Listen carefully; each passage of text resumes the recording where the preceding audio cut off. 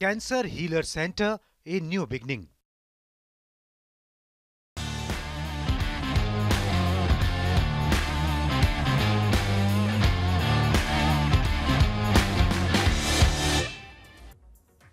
नमस्कार, स्पोर्ट्स 9 में आप सभी का स्वागत है। मैं हूं शिवेंद्र, मेरे साथ हैं मेरी सहयोगी अंकिता और साथ ही साथ वो मुद्दा जो ना चाहते हुए भी बना ही हुआ है। रोहित शर्मा कह चुके हैं बहुत साफ साफ कि मैं कहीं नहीं जा रहा, मैं नहीं ले रहा हूं संन्यास अभी वनडे क्रिकेट से, लेकिन हर कोई उनके संन्यास को लेकर बातचीत जरूर कर रहा है। आखिर क्यों ये परिस्थितियां बन रही हैं, इस पर बातचीत करेंगे और साथ ही साथ आपको बताएंगे कि जब हम अक्सर कहते हैं ना कि विश्व क्रिकेट में भारत की अपनी एक अलग साख है, भारत की अपनी एक अलग ताकत है, अब WTC फाइनल ना क्वालिफाई कर पाने की वजह से जो नुकसान हो रहा है, भारतीय टीम क्वालिफाई नहीं कर पाई है और उसकी वजह से नुकसान हो रहा है, वो नुकसान क्या है और कितना बड़ा है वो नुकसान, ये सब कुछ आपको बताएंगे इस शो में। लेकिन सबसे पहले आपको यही बताते हैं कि रोहित शर्मा के संन्यास पर जो चर्चा है, जो हमने आज अपने वॉल पर भी विषय लिखा हुआ है, वो जारी है। डाल दीजिए जरा अपडेट और उसके बाद फिर एक एक करके सारे बयान आपको दिखाते हैं। रिकी पॉन्टिंग और दिलीप वेंगसरकर ने अब इस बहस में अपनी राय रखी है। दोनों विश्व क्रिकेट का बड़ा नाम है। रिकी पॉन्टिंग ऑस्ट्रेलिया के बड़े ही सफल कामयाब कप्तान रहे हैं।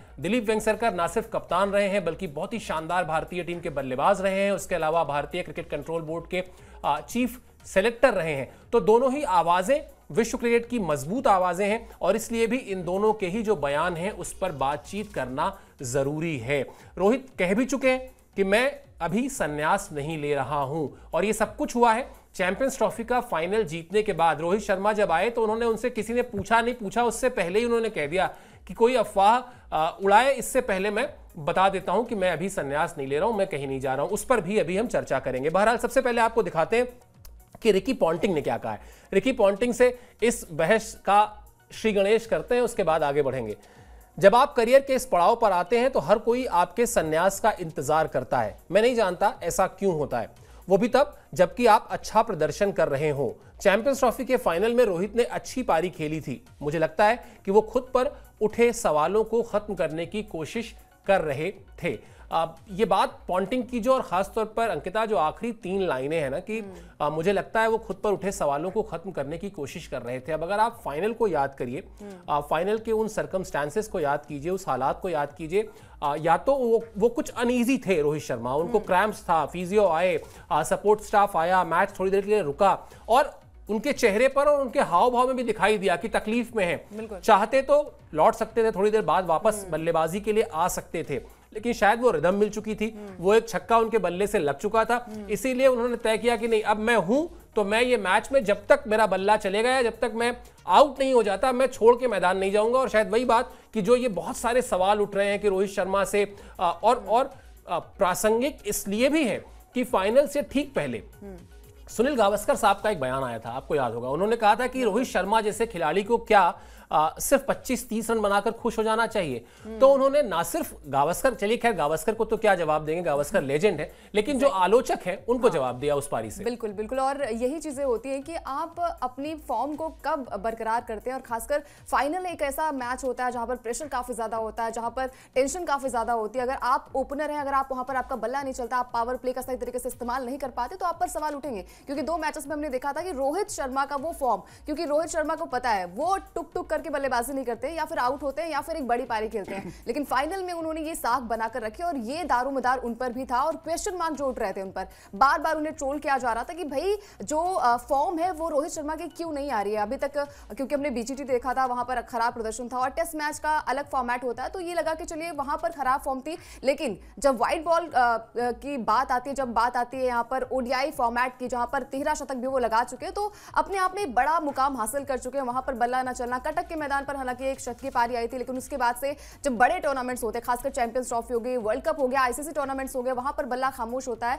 तो फिर सवाल उठने लाजमी है। लेकिन रोहित ने कहा कि नहीं, ये हमारा आखिरी, हर मैच जो है वो आखिरी सोच के इंसान खेलता है और कहीं ना कहीं ये दिमाग में भी रखता है कि भाई अगर यहां से मैच को हम बना जाएंगे तो शायद टीम की नैया पार होगी। और टीम क्या गजब रही है रोहित शर्मा की कप्तानी में, तो ये जो सवाल है, क्योंकि शायद रोहित शर्मा भी सर कहीं ना कहीं थोड़े से अंडर कॉन्फिडेंट थे, उनका बल्ला खामोश था, तो बीजीटी में जब खुद ड्रॉप हुए थे तो हमने सबने ये कयास लगाना शुरू कर दिया था कि शायद अब रिटायरमेंट रोहित शर्मा ले लेंगे, लेकिन नहीं, उन्होंने कहा कि अभी वो 2027 में भी खेलेंगे आपको। हालांकि अभी रिटायरमेंट पर उन्होंने कुछ कहा नहीं है, लेकिन जब बात आती है वर्ल्ड कप की, तो वर्ल्ड कप के लिए उन्होंने कहा कि अभी वो उस पर विचार करेंगे। बिल्कुल, और कई बार होता है कि जब आपके सामने 2 साल का समय हो तो आप कोई भी चीज कमिट नहीं करते हैं। भाई बल्लेबाज को तो सिखाया जाता है ना कि फ्रंट फुट पे जाके कमिट मत कर देना, आराम से पहले गेंद को देखो, जितनी देर तक गेंद को देख सकते हो उसके बाद मारो तो तुम्हारा जो शॉट सिलेक्शन है वो सही होगा।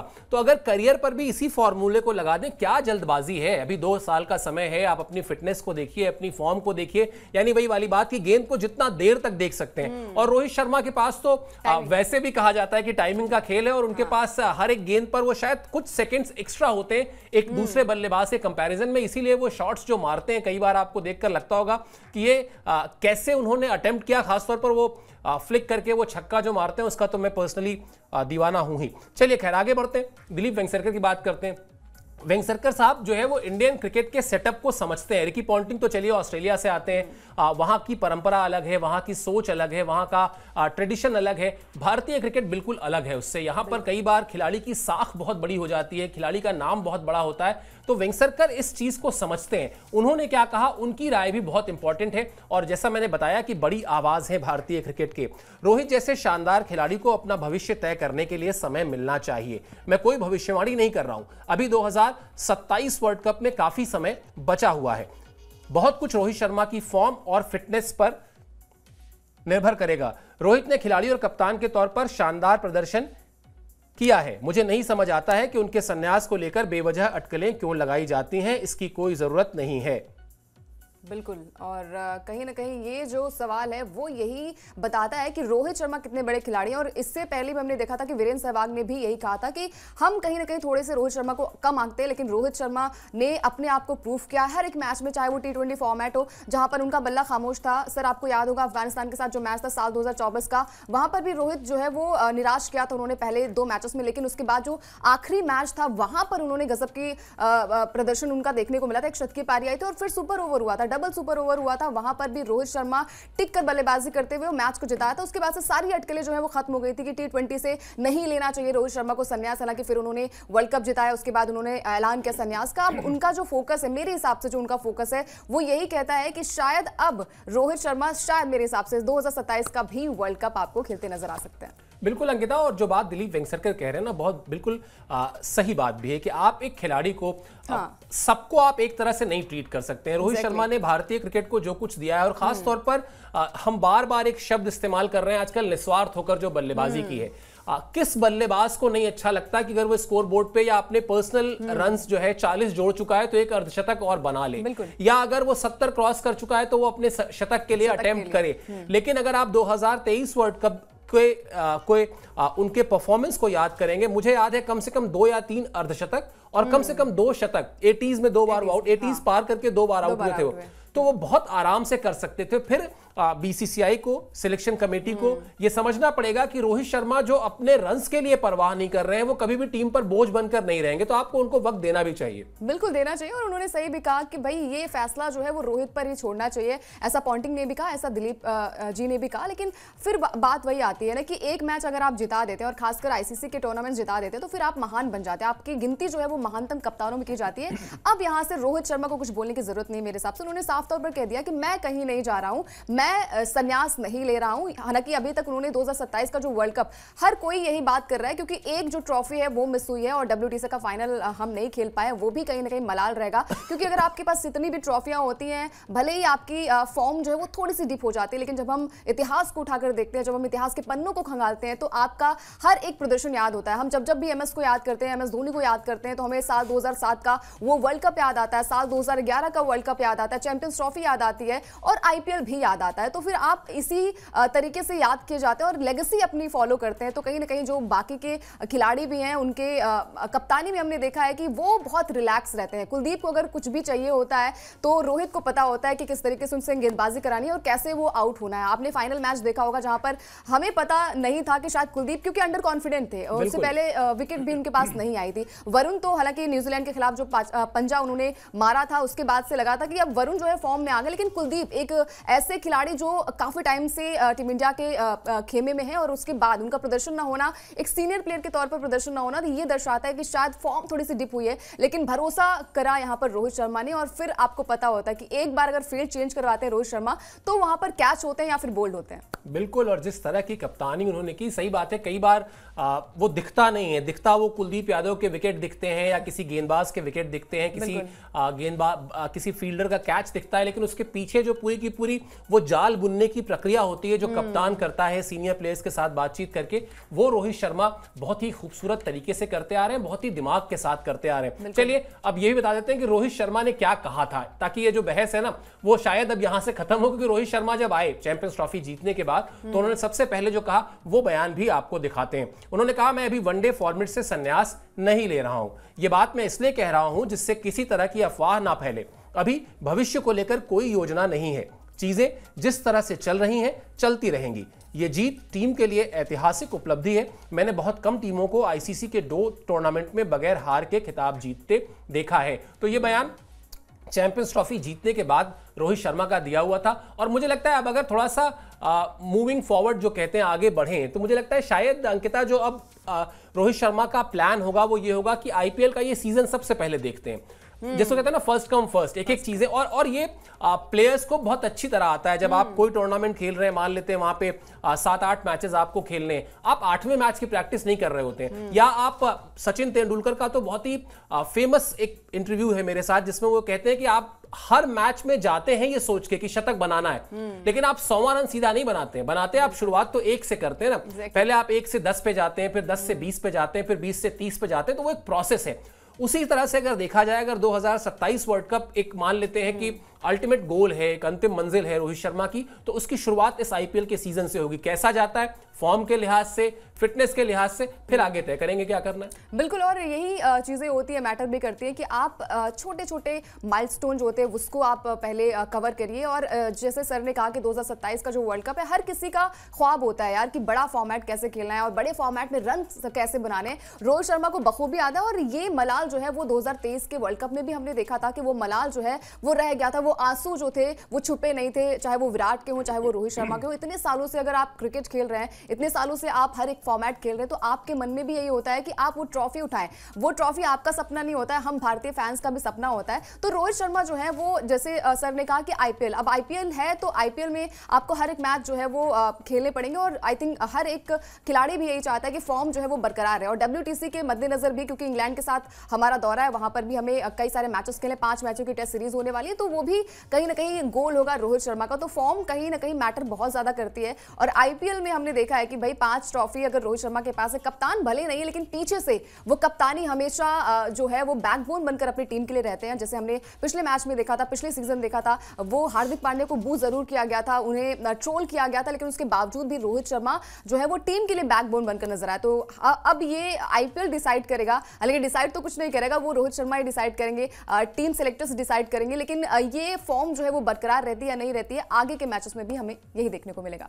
बिल्कुल, और बहुत इंपॉर्टेंट रहने वाला है ये सीजन बहुत सारे खिलाड़ियों के लिए, इंक्लूडिंग रोहित शर्मा। और जो बात अभी अंकिता कह रही थी कि कप्तान रहे ना रहे, उनको पता है कि उनको क्या करना है, उनका रोल क्या है, उनसे एक्सपेक्टेशंस क्या है, और वो एक्सपेक्टेशंस सिर्फ फ्रेंचाइजी ओनर्स की नहीं बल्कि फैंस की भी जो एक्सपेक्टेशन है वो शायद ज़्यादा इंपॉर्टेंट हो जाती है एक समय के बाद, जब आप इतने बड़े खिलाड़ी हो जाते हैं। चलिए, फाइनल की जिस पारी की हम बात कर रहे हैं, जिस पारी ने भारतीय टीम को जीत दिलाई, उस पारी ने रोहित शर्मा को कुछ फायदा भी पहुंचा दिया है। क्या है वो फायदा, ये बता देते हैं आपको, दिखा दीजिए जरा आईसीसी का अपडेट, जो ताज़ा रैंकिंग आई है, उस रैंकिंग में रोहित शर्मा ने छलांग लगाई है। ताज़ा रैंकिंग में रोहित शर्मा को 2 पायदान का फायदा हुआ है। रोहित शर्मा अब तीसरी पायदान पर पहुंच गए।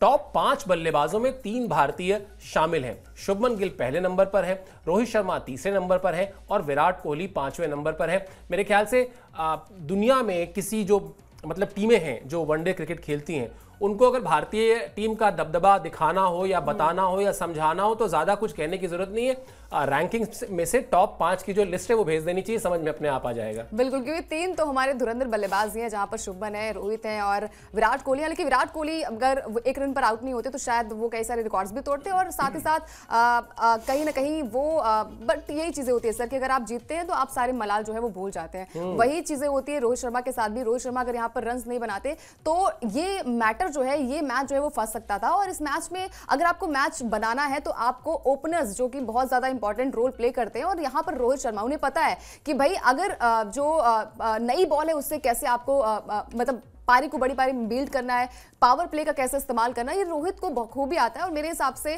जो रैंकिंग है वो डिजर्व भी करते हैं, तो डिजर्विंग प्लेयर भी है। और टॉप 3, अब देखिए टॉप 1 पर शुभमन है, टॉप 2 पर अगर बात की जाए तो आई थिंक बाबर आजम होंगे। नंबर 3 की बात करें तो यहाँ पर रोहित शर्मा है, और फिर हमारे विराट कोहली हैं जिसे हर भारतीय फैन जो है वो प्यार भी करता है। बिल्कुल, और ओपनिंग को लेकर तो रोहित शर्मा की जो सोच है अंकिता, वो इतनी अलग है और इतनी कमाल की है। कई बार लगता है कि शायद यही सोच जो है उनको वो कामयाबी भी दिलाती है। अभी मैं अपनी एक किताब के लिए बहुत सारे ओपनर्स से बात कर रहा था, उसमें रोहित शर्मा ने ओपनिंग को लेकर क्या कहा, बाकियों ने कहा कि साहब मुश्किल जॉब है, टफ जॉब है, अननोन टेरिटरी होती है, पिच का नहीं पता होता है, सीम का नहीं, स्विंग का नहीं, फास्ट बॉलर, विरोधी टीम का सबसे अच्छा गेंदबाज उनके लिए शुरुआत कर रहा होता है। रोहित शर्मा ने सबसे अलग बात कहा, उनका साहब मुझे तो बहुत अच्छा लगता है। क्यों? क्योंकि एक तो मैं इंतजार नहीं करना चाहता कि मैं बैठा रहूं पैड बांध के, और इससे पता रहता है कि मुझे जाके शुरुआत करनी है।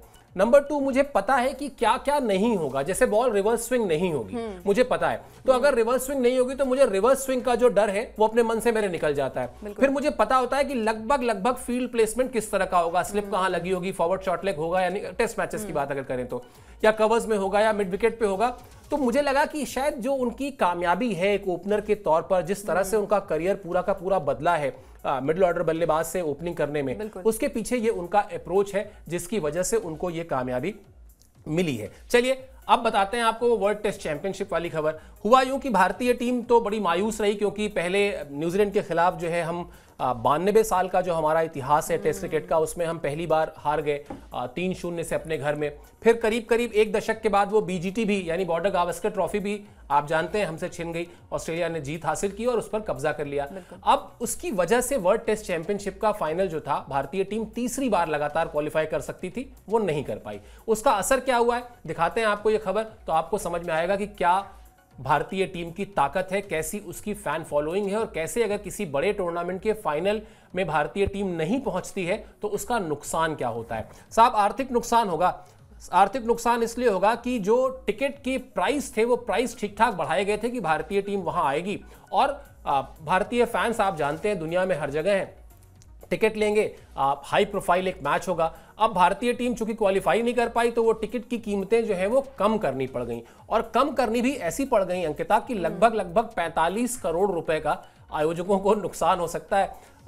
क्रिकेट के खेल में वैसे 45 करोड़ कुछ होता नहीं है, लेकिन हमारे आपके लिए बहुत होता है। बहरहाल ये भी दिखाता है कि भारतीय क्रिकेट फैंस किस तरह से फॉलो करते हैं, और कैसे इस खेल के ओवरऑल वर्ल्ड वाइड क्रिकेट के आगे बढ़ने के लिए, इसके और प्रचार प्रसार के लिए जरूरी है कि भारत हमेशा उसके साथ बना रहे। बिल्कुल, जैसे हमने देखा कि हर फॉर्मेट का जो है अलग स्टाइल होता है। जैसे हमने T20 की बात की, IPL की बात की, वहां पर फैंस जो है वो अलग होते हैं। अब टेस्ट मैच की बात कर लेते हैं। जैसे कहा जाता था कि बोरिंग मैच होता है, लेकिन अगर आपका फेवरेट फॉर्मेट ये हो गया तो आप कभी बोर नहीं हो सकते। आपको लगता है कि हर एक अंतराल के बाद जो है वो टेस्ट मैच होना चाहिए। तो ये दर्शाता है कि भाई 45 करोड़ रुपए, माफ कीजिएगा 45 करोड़ माफ कीजिएगा, 45 करोड़ का नुकसान हुआ है। तो ये बहुत बड़ा नुकसान है, और आर्थिक नुकसान भी है। जैसे सर ने कहा कि इतना मैटर नहीं करता है, लेकिन फिर भी ये दर्शाता है कि भाई फैंस कितने बेताब होते हैं। खासकर फाइनल में चला जाता तो बहुत बड़ी बात है, लेकिन अब फाइनल में नहीं है तो इंतजार जो है वो आपको थोड़ा लंबा करना पड़ेगा। 2027 का जो WTC फाइनल होगा वो भारतीय टीम जो है वो वहां पर क्वालिफाई कर पाएगी। हालांकि अभी कहना थोड़ा सा मुश्किल है, क्योंकि BGT हारे, फिर न्यूजीलैंड सीरीज हारे। हालांकि लोग कह रहे हैं चैंपियंस ट्रॉफी हम जीत के, लेकिन फॉर्मेट अलग है, वहां पर पर आपको आपका माइंडसेट थोड़ा सा अलग होता है, आपकी सोच अलग होती है, आपका अप्रोच अलग होता है और बहुत सारी चीजें यहाँ पर मैटर करती है। लेकिन जब रेड बॉल क्रिकेट की बात आती है तो भाई वहां पर आपको बिल्कुल सतर्क रहना पड़ता है और खासकर सर कि आपको पिच पर लंबा समय भी बिताना पड़ता है। जैसे हमने बीजीटी देखा, बहुत बड़ा प्रदर्शन वहां पर हमने ऑस्ट्रेलिया की तरफ से देखने को मिला था, लेकिन इंडिया वहां पर बैकफुट पर थी। हालांकि मेलबर्न टेस्ट मैच सर याद आता है मुझे, जहां पर नीतीश रेड्डी की एक बेहतरीन पारी थी, शायद वो मैच हम जीत भी सकते थे। लेकिन वही है कि अगर आप लगातार मैच हारते हैं तो फिर आपकी जो फॉर्म रहती है वो भी डिप होती है और फिर आपके कंधे भी झुक जाते हैं। लेकिन अब उम्मीद है कि हर साल जो है वो कुछ नया आपको सिखा कर जाता है, हर जो साल होता है कुछ ना कुछ आप सीखते हैं वहां से। अब उम्मीद यही है कि साल 2027 जो है वो हम फाइनल में पहुंचे और ट्रॉफी भी, एक ट्रॉफी तो बनती है अभी, क्योंकि फाइनल में हम 2 बार पहुंचे, विराट कोहली की कप्तानी में, फिर रोहित शर्मा की कप्तानी में। हालांकि रोहित शर्मा की कप्तानी में ये वाला जो बीजीटी, ये वाला जो हमारा WTC फाइनल था वो क्वालिफाई नहीं कर पाया, लेकिन उम्मीद है कि 2027 अब आई थिंक ज्यादा दूर नहीं है, 2 साल का वक्त बिल्कुल। बचा वही हुआ है। थोड़ी देर पहले जो हम बात कर रहे थे ना कि आपको एक एक कदम बढ़ाना होता है और अभी फिलहाल तो ये जो वर्ल्ड टेस्ट चैंपियनशिप का फाइनल है, जो वर्ल्ड टेस्ट चैंपियनशिप का तीसरा एडिशन है, वो है जून के महीने में लॉर्ड्स में खेला जाएगा और 11 से 15 जून के बीच खेला जाएगा। और लॉर्ड्स जो है उसको क्रिकेट का मतलब घर कहा जाता है, होम ऑफ क्रिकेट, यही उसकी ब्रांडिंग भी है और बड़ा ही खूबसूरत मैदान है, ऐतिहासिक मैदान है। वही मैदान है जहां सौरव गांगुली ने अपनी टी-शर्ट हवा में लहराई थी और बहुत सारे इंडियन फैंस वहां पर जाते हैं मैच देखने के लिए। अब चूंकि भारतीय टीम नहीं है तो वो वहां पर भारतीय फैंस उस तरह से आपको नहीं दिखाई देंगे, उस तादाद में नहीं दिखाई देंगे, उस संख्या में नहीं दिखाई देंगे जिसमें वो शायद दिखाई देते, और इसीलिए यह आर्थिक नुकसान हो रहा है। रही बात जो आपने कही कि ज्यादा समय नहीं है, बिल्कुल पहला जो एडिशन था वहां विराट कोहली कैप्टन थे, न्यूजीलैंड ने हरा दिया था। दूसरी बार रोहित शर्मा की कप्तानी में भी भारतीय टीम ने क्वालिफाई किया था, लेकिन फिर ऑस्ट्रेलिया ने हरा दिया था। ट्रेविस हेड बहुत परेशान करते हैं हर एक फॉर्मेट में ट्रेविस हेड जो है वो बहुत परेशान लेकिन करते अब हैं। ट्रेविस हेड का भी तोड़ निकाल लिया है हम लोगों ने, जिस तरीके से T20 वर्ल्ड कप में और उसके बाद अभी हम लोगों ने किया चैंपियंस ट्रॉफी में। तो उम्मीद की जानी चाहिए कि एक और आईसीसी ट्रॉफी, मुझे लगता है शायद जो प्लान ऑफ एक्शन है ना विराट कोहली और रोहित शर्मा का, ये 2027 तक के इन्हीं 2 टूर्नामेंट्स पर जुड़ा भी हुआ है, एक वर्ल्ड कप और एक WTC, कि वहां तक किस तरह से फॉर्म रहती है, किस तरह की फिटनेस रहती है, उसके बाद तय करेंगे आगे क्या करना है। और तब तक एक लेगेसी छोड़ चुके होंगे, तब तक इस टीम में बहुत सारे और मैच विनर्स को वो बना चुके होंगे, इतना मैच्योर कर चुके होंगे कि फिर